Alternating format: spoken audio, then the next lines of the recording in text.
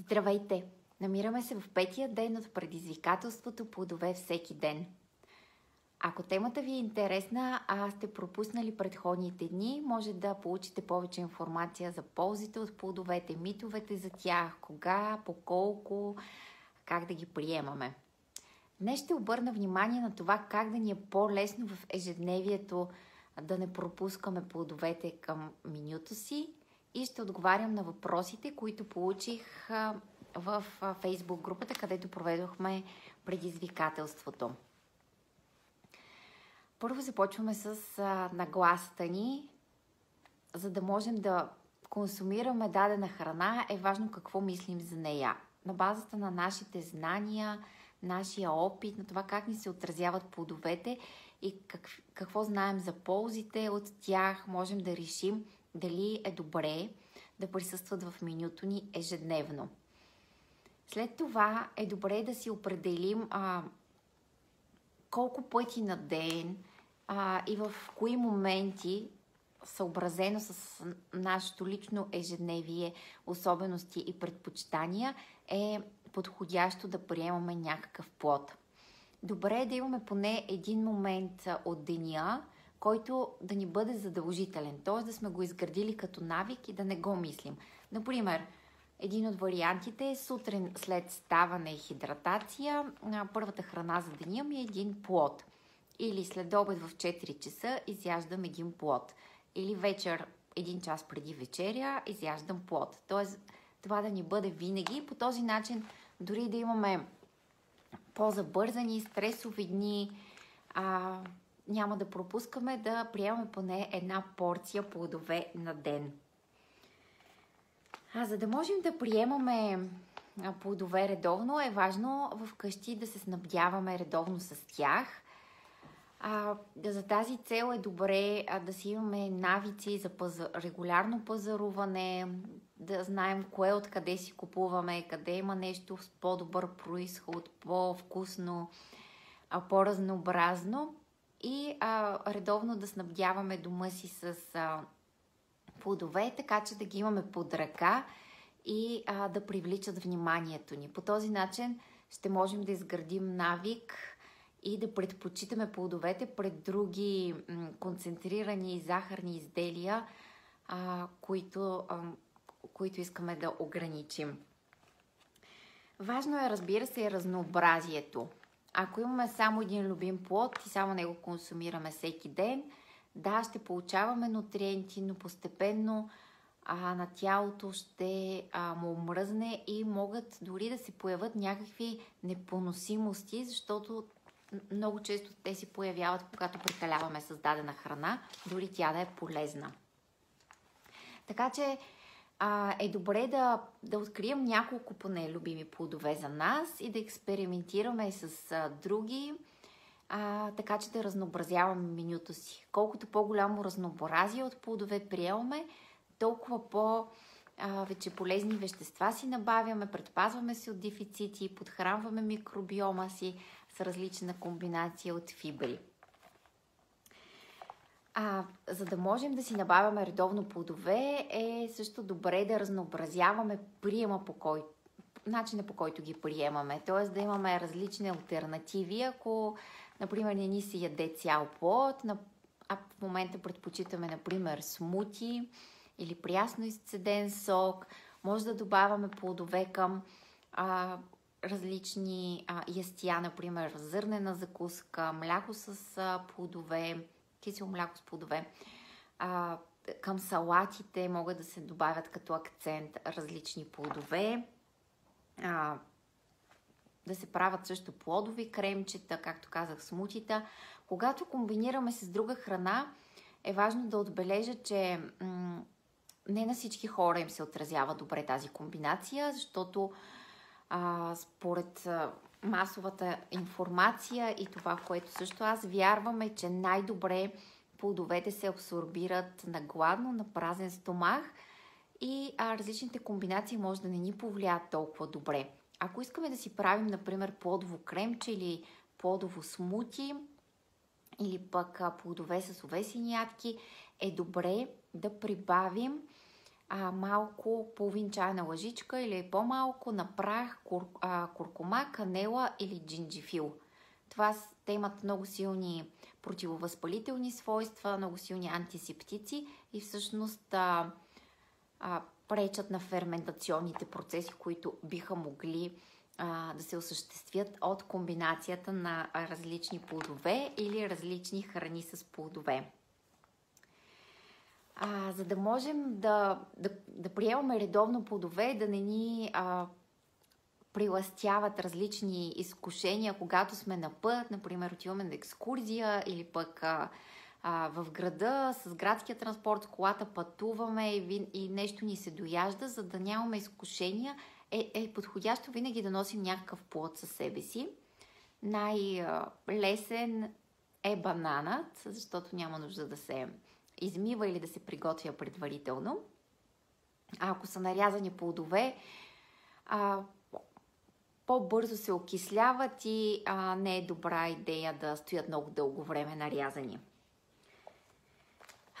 Също е важно вкъщи да ни е удобно и да ни е красиво, къде са поставени плодовете, така че да бъдат лесно достъпни, да ни привличат, да ни бъде приятно да си грабнем плод, да си измием плод, да си нарежем плод, да имаме на масата, на различни места, ако работим от вкъщи на бюрото, да си слагаме в хладилника, като отворим, да имаме различни плодове.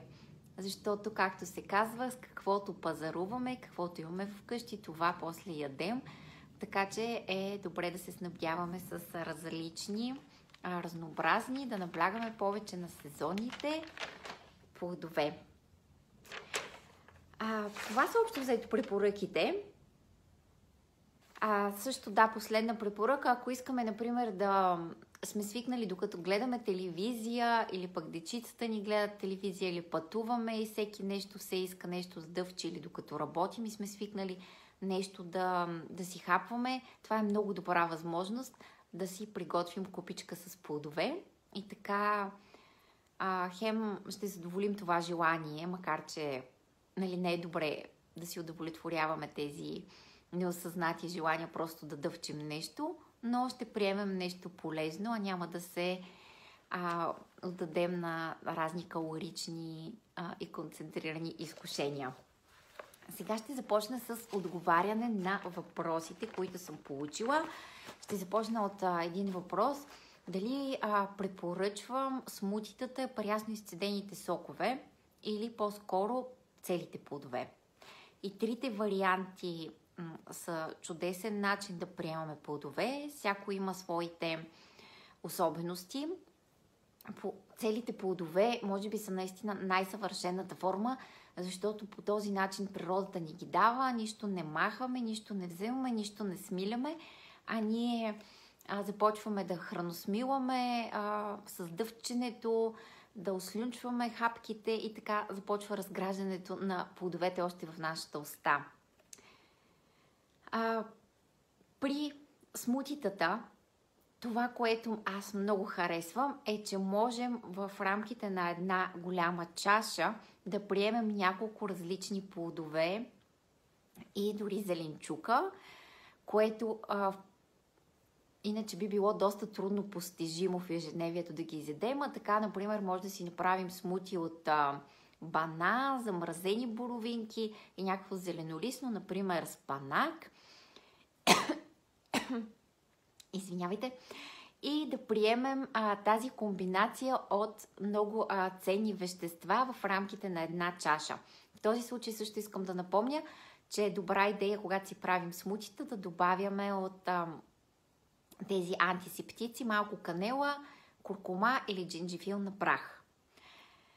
За смутито бих желала да отбележа, че е добре да го пия много бавно, на малки глътки, за да може все пак да ослюнчваме, доколкото е възможно, хапките и за да може по-лесно да мине разграждането. При смутито е хубаво това, че запазваме фибрите, макар че те са много на финно смление, дори това може да ги направи по-лесни за храносмилане.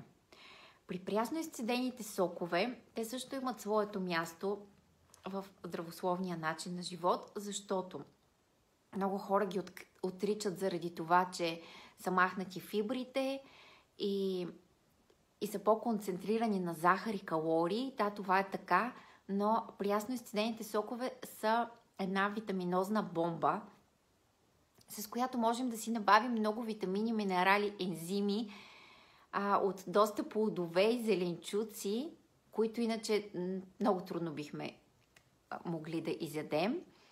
Така че прясно изцедените сокове са подходящи тогава, когато се борим с дадено заболяване, чувстваме се изтощени, имаме нужда от прилив на енергия. Те наистина могат да ни снабдят с много енергия. И това, което аз бих желала да препоръчам, е да не са чисто плодови, за да няма това вдигане на глюкозният, гликемичният индекс. Много по-добре е да се комбинират няколко плодове с зеленчуци. Например, да си направим вместо само сок от ябълки, да комбинираме ябълка с морков, с цвекло и с лимон. Тоест да добавяме различни зеленчуци към плодовете, за да стане по-балансиран и така всъщност си набавяме още повече микроелементи. Аз също бях получила един въпрос, дали ябълките и бананите са вредни. Човека, който ми го зададе, беше чел, че повишеното количество може да доведе до проблеми с сирване на кръвта. Аз лично не съм срещала такава информация и не знам за какво количество става въпрос, но смятам, че едно разнообразно, балансирано хранене с прием, например, ако в един ден сме изяли един или два банана, една-две ябълки, няма как да има такъв негативен ефект.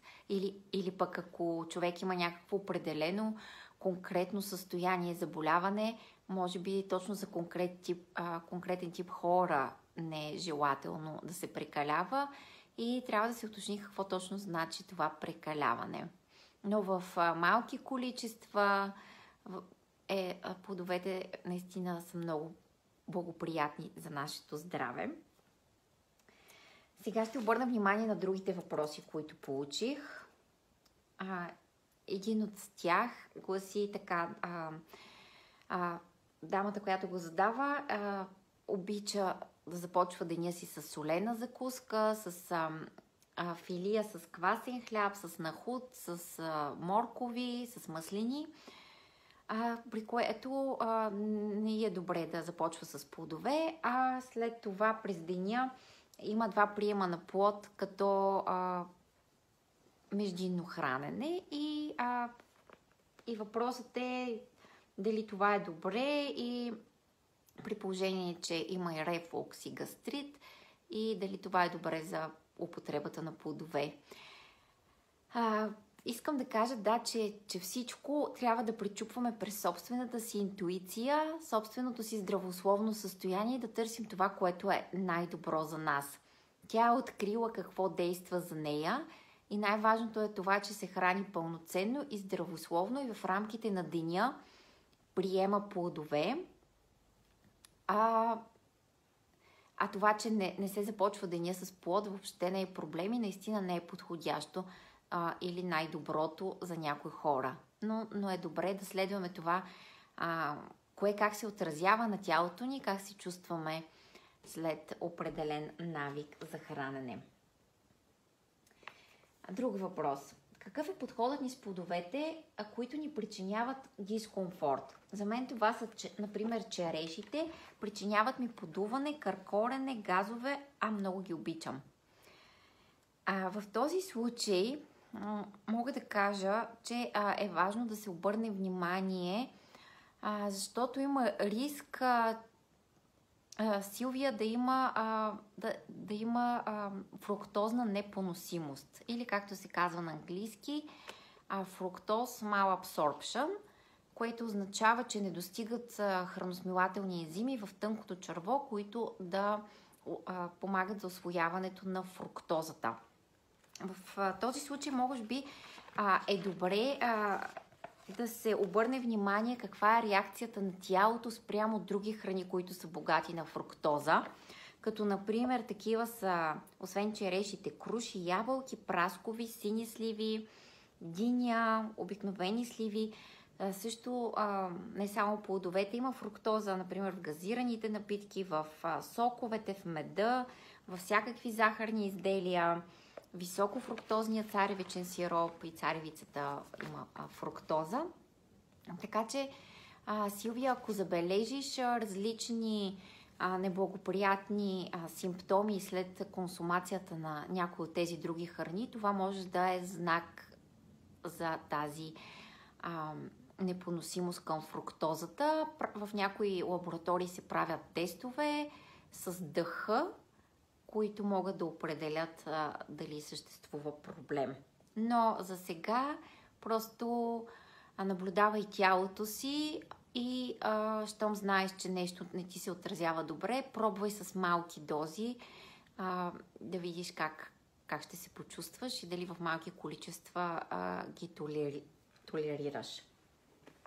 Следващият въпрос е от Йорданка, която ме пита: интересуват ме храни, които доставят на организма ензими за добро храносмилане при проблеми с панкреаса. В последно време чета, че домата е плод, а не зеленчук. Какво е вашето мнение? Добре ли е да се смесва с други зеленчуци? Ще започна за домата. Да, доматът от ботаническа гледна точка е плод, но много добре се съчетава с всички зеленчуци. Така че може спокойно да се приема, както сме свикнали на салати. За това как можем да подкрепим работата на нашия панкреас. Панкреасът е органът, който отговаря за това да образува храносмилателни ензими, за да може да се смила храната и да се усвоява по-лесно. И също произвежда хормона инсулин, с който трябва да регулираме нивото на кръвната захар и който инсулин трябва да отведе глюкозата в клетките. Така че това са главните две задачи на панкреаса и когато има проблем с някоя от двете функции, е добре да подкрепим съответната функция. Тоест, например, ако имаме проблеми с регулирането на кръвната захар, е добре да подкрепим панкреаса с повече храни богати на ензими. Ако имаме проблеми с храносмилането, с образуването на ензими, е добре да подкрепим баланса на кръвната захар, за да не се изтощава панкреаса от постоянното произвеждане на големи количества инсулин. В този случай какво можем да направим, за да подкрепим нашия панкреас? Да се стремим към едно балансирано хранене, в което поддържаме колкото се може по-добър баланс на кръвната захар, така че да няма големи пикове и спадове и да не трябва той да се напряга и постоянно да образува големи количества инсулин. От друга страна, за ензимите. Тук за баланса на кръвната захар какво можем да направим? Най-общо казано, да избягваме храните с висок гликемичен индекс, да си правим балансирана чиния, в която имаме задължително фибри, протеини, пълноценни въглехидрати, малко мазнини, за да може да уравновесим гликемичния товар на цялостното ястие и то да не повлияе така на кръвната захар. Разбира се, има и други фактори, които влияят върху производството на инсулин, и това е движението. Т.е. за да балансираме кръвната захар е много важно регулярното движение, особено подходящо е след хранене да имаме някаква кратка разходка. Също сънят е важен, за да може да регулираме кръвната захар през деня, и стреса. Да регулираме стреса, т.е. когато сме под стрес, се образува голямо количество кортизол, който дава сигнали на тялото, че сме в опасност, и това дава сигнал от своя страна.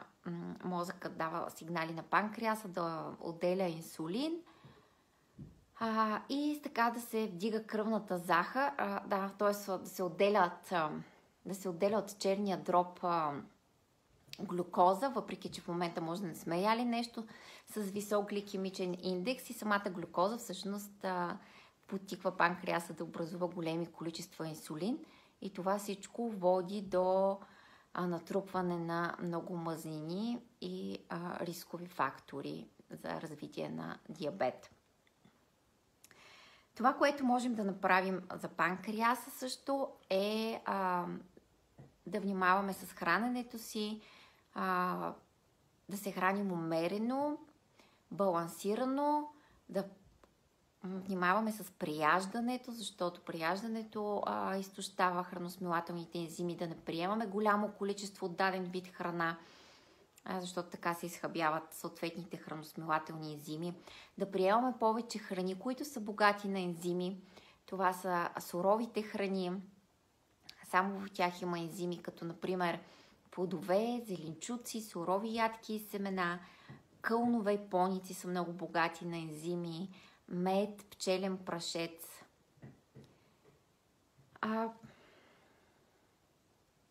Минавам на следващия въпрос.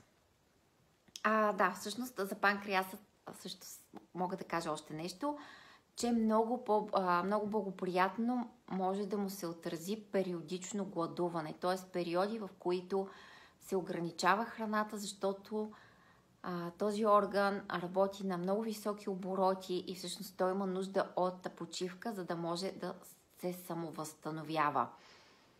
Така че периодите с периодично гладуване, както и знам за случаи, които с помощта на лечебното гладуване по метода на Лидия Ковачева, който се прилага в клиниката на доктор Емилова, че може, зависимост от състоянието на панкреаса и това какво има нужда да се подобри, но проблеми и с него и с диабет от втори тип много позитивно се повлияват от режим на плодове.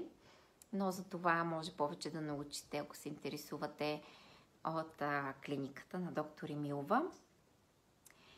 Следващия въпрос е, ако може още веднъж да разясните ядките, с кои плодове може да се комбинират. Тук също има много разностранни мнения. Някои специалисти казват, че не е препоръчително плодовете да се комбинират с нищо друго, особено с ядки, семена. Тоест е добре да се ядат чисти, но много теории има, за които подкрепят баланса на кръвната захар и се споделят, че всъщност прибавянето на малко ядки, семена, тахани всъщност помага за по-бавното абсорбиране на глюкозата в кръвта и подкрепя баланса на кръвната захар. В системата за разделно хранене, там пък, която съм запозната, пише, че киселите плодове са подходящи да се комбинират с ядки и семена, като например портокал, грейпфрут, мандарина, киви, а сладките също може, но за някои хора, т.е. е индивидуално обособено. Това, което мога да кажа, е да експериментирате, да пробвате как се чувствате, когато комбинирате някой плод с ядки, как се чувствате, когато го приемате самостоятелно. И това, което е много важно, ако по принцип това ви е любимият начин за приемане на плодове, е да внимавате с количеството на ядки, семена и тахани, защото те са калорична бомба, не самите плодове, и всъщност може с тях много лесно да прекалим и да напълняваме от тях. Зорница ме пита дали могат да се комбинират плодовете с овесени ядки за закуска. Да, аз бях споменала, че най-препоръчително е на гладно, но има, разбира се, различни възможности за варианти на плодовете. И тук отново искам да кажа да слушате собственото си тяло, защото то най-добре ще ви подскаже дали се чувства добре от тази комбинация конкретна, която искате да направите. В този случай също бих препоръчала да се добавя малко канела или куркума или джинджифил на прах, за да се избегне ферментационен процес. Пенка ме пита, ако искам да си направя разтоварващ ден с плодове, какви да бъдат и кога е най-подходящо. Разтоварващ ден с плодове е много подходящо по всяко време на годината да се прави, ако това точно е въпроса. Плодовете могат да бъдат разнообразни. Човек всъщност може да реши, че има нужда от такъв разтоварващ ден, за да може да подпомогне тялото си да се балансира. Ако усеща, че, например, настива, чувства някакъв дискомфорт и иска да даде малко почивка на тялото си, или пък си чувстваме, че сме прияли с нещо, че сме натежали и искаме да облегчим храносмилателната система. Можем да избираме между това да се храним цял ден на един плод или на различни плодове. В този случай монохраненето, както се казва, е също добър вариант, защото тялото свиква в този ден с даден плод, например един ден на банани, да се изядат 3-4 банана за целия ден, разпределени равномерно, може да помогне на тялото да се самопрочисти. Другият вариант е на всяко хранене, например на 2-3 часа, поне трябва да е хубаво да минат, да не се яде нон-стоп, за да може тялото да има възможност да чисти. Могат да бъдат различни плодове. Например, сутринта след ставане ябълка, по-късно един банан, по-късно един грейпфрут или една круша и така, т.е. да не се прекалява и с количеството. Ако си правим такъв разтоварващ ден, не значи, че трябва да ядем неограничено количество и да се тъпчем с плодове, е добре да не превишава 1 кг, килограм и 200 плодове. Това бяха въпросите, които получих последния ден. Благодаря на всички за вниманието, за интереса към това предизвикателство. Надявам се, че всеки си е взел по нещо полезно, което да може да му помогне в вземането на решение, дали, по колко и как е добре да приемате плодове.